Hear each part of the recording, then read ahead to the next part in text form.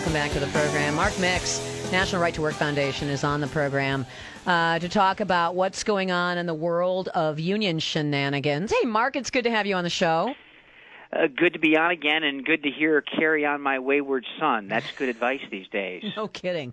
Well, Mark, let's talk about, I guess this is reasonably good news. We had the National Labor Relations Board help workers. Usually when we talk about the NLRB, we're talking about the NLRB putting forward some rule or some new amendment to a rule that empowers unions. We actually had the opposite happen here recently. Yeah, absolutely. They came out with rulemaking the other day, and the rules that they imposed here, the things that they're talking about, are employee rights. They're not business rights. They're not labor union rights. They're employee rights as they relate to how employees get in and get out of unions. And it's about time someone addressed these issues, because most of the stuff that we deal with these days is non-statutory. When they wrote the National Labor Relations Act, they put one statutory provision in regarding elections, and they said that if a union won an election, they could negotiate for a year before employees could try to throw the union out. That's the one actual statutory bar that's in the law. The rest of this stuff was created over the years, and they finally got to address a lot of it. And Vicki, I will say, a lot of these cases that they're citing in this rule are cases that the foundation won and has litigated over the years, helping employees. And that's the really important part of this. And the board has done a great job of helping to expand employee rights under the Act. What are blocking charges, and how did the NLRB help here? Yeah, blocking charges. Let's say, for example, you have a union at your company and a bunch of employees get together and they just say they want to decertify the union. They want to get rid of the union.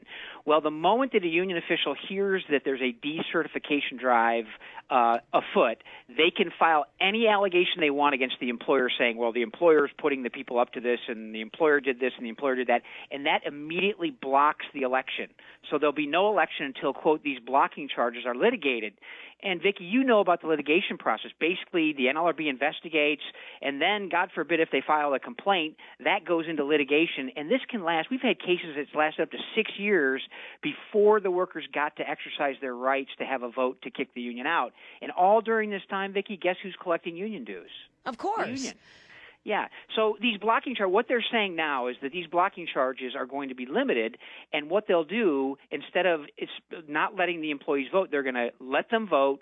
They're going to impound the votes if there's still active litigation going on, but they're going to let them vote. What happened before is they'd say, we're not even going to let you vote, and we're going to let this process go. So if they find out that this allegation has no basis, they'll actually count the votes, and if the employees win, the union would be out. That's huge. It's an amazing case. Yeah, it really is. And so the blocking charges is one part of it. The other part, which is very interesting, you and I have talked about this before. Back in 2007, we represented some employees at a first-tier automotive supplier to General Motors, a company called Dana. And basically, General Motors put out a letter to all of their first-tier suppliers and said, you must be a good corporate citizen, and what that means is you must have a union contract in order to still supply parts to our company. So we had a lot of companies that recognize unions without even a secret ballot election, using what's called voluntary recognition, and they would just say, yeah, okay, we're now a union.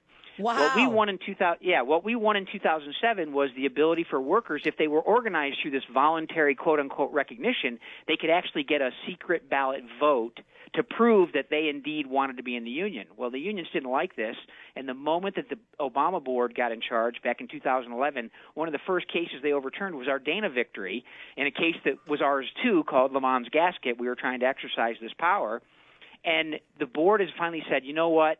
The preferred method for unionization in this country is a secret ballot election. So they went back to the Dana precedent, which says if you're forced by card check into a union, you can trigger a vote and have a secret ballot vote to prove that that union has majority support. And if they don't, the union wouldn't get certified. That's a huge victory as well. Can any of this be, let's say that if there's another administration, the NLRB makeup changes, can these rules revert back? Well, it's not statutory. Yeah, right. That's the secret about rulemaking. Rulemaking is a little more solid, if you will, than a precedent. And, like the Dana precedent I just mentioned. As soon as a new board changed, it was like a tennis match. The ball goes over the net, then it's returned, and it goes over the net.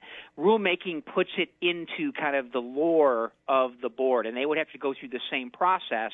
They'd have to go through a comment period and proposing the rule. People could comment, and it takes a longer process to overturn a rule. They could do it, but it's more difficult to do. And that's why rulemaking is kind of an important part of an agency's operation, because what they're saying is this is the way we are going to interpret the rule, and it's not just a precedent, it's the way we believe the statute should be read, and it's more permanent. So we think there's some foundational strength to this, and, if the unions want to come back in and say, yeah, we want you to be unionized, we don't want you to have a chance to vote, I mean, I know there's outrage and there's double outrage and there's triple outrage, but those types of things are just outrageous.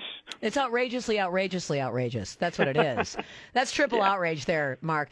Let's talk a little bit about what the political goals here are of the union, and they're not even really making many bones about it. We saw that Phase 3 stimulus.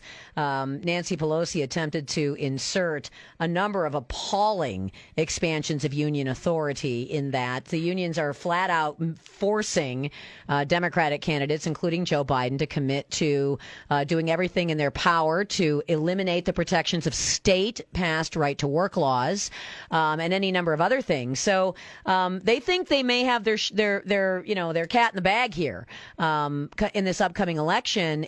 I think they're probably thinking this economic downturn is probably a net positive for Democrats. Yeah, Vicki, and that's really the unfortunate thing. And I think we've seen that from both union officials, not rank and file workers, of course, because they're the ones that suffer under an economy slowing down like this. But union officials think this is the best thing since sliced bread, and in fact, it's the thing they can use to beat Trump in the next election.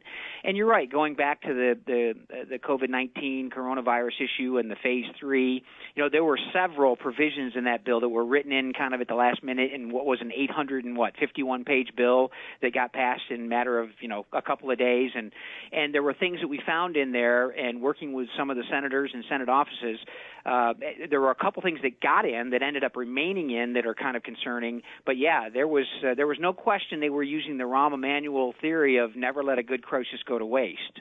Yeah, and this is, the unions. It's easy to see their tell. Their tell is they don't want to just let people vote up or down on whether or not to permit the union to organize. And their second tell is they do not want to come clean on the fact that in right-to-work states, they still enjoy a privilege of exclusive representation for the workforce. And again, if you can't just let people weigh in and say, sure, we want your representation, if you can't sell yourself strongly enough to workers and be comfortable with a secret ballot vote, be comfortable with freedom to choose whether or not to allow someone to be a middleman between your paycheck and you, that says everything about the value of union representation right there. Yeah, that's exactly right.